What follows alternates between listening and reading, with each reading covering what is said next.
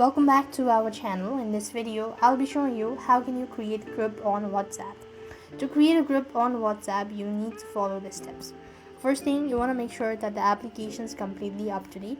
After which, you want to log in to your WhatsApp account and click on the three dot icon from the top right hand side corner. From the drop down menu, click on new group.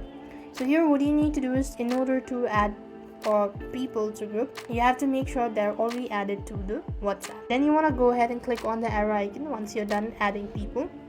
After which, give a name to the people. You could also go ahead and enable some of the group permissions. Click the button right over here and you've successfully created a group on WhatsApp. This is the simplest way you could do it, so I hope the video was helpful. Make sure to like, share and subscribe. Thank you for watching. See you in the next video.